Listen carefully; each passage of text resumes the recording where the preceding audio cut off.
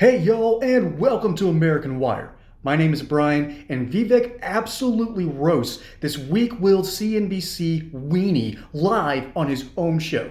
Let's go. It used to be that you could stand in Times Square right behind us, and you could shout whatever you wanted.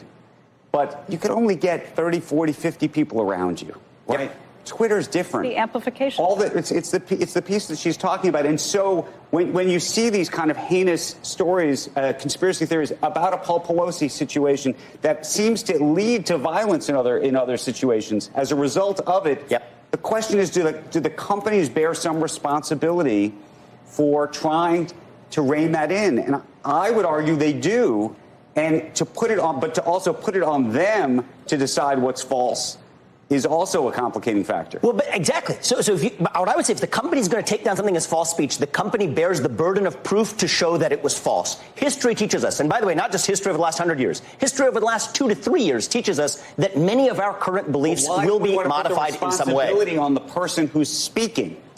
Well, I would say put it on the responsibility of the body politic to say that, you know what, we're going to debate these ideas in the open, may the best ideas win, may the best arguments win. And Andrew, I will just say we're conflating a couple different things here. I think the way you treat the misinformation point is different from the way you treat the category of hate speech. I think you can't have hate speech as a category because all opinions are allowed. For you.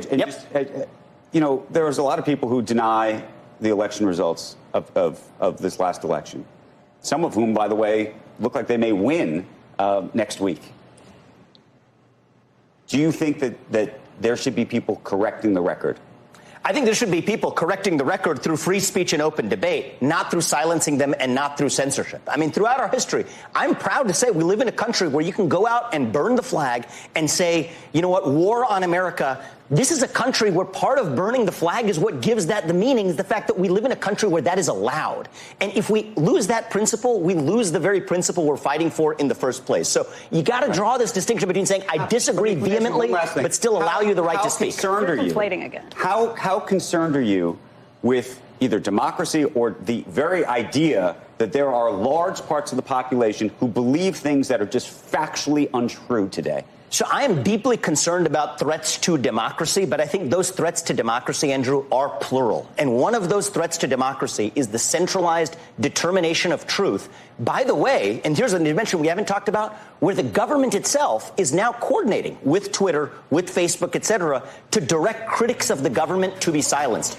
Every single time a conservative gets interrupted when they go onto a mainstream media platform, you know for certain that they are being told, the producers are whispering into their earpieces and telling them, you have got to shut this guy down. He is over the drop zone. He's telling the truth. And they can't allow the truth to get out to the normie voters that eat this slop. And these voters are typically rich white liberals who live up in these ivory towers in their gated communities. They are completely insulated from the realities of this world. And the reality is this. The media has gotten directly in bed with people like the FBI, CIA. By the way, if you want more information on this topic, go check out Cyber Mike Benz, who used to work for the CIA and just exposes every which way they work with the mainstream media in order to say, I don't know, this story about, Hunter Biden's laptop should not be allowed on the airwaves or even in social media.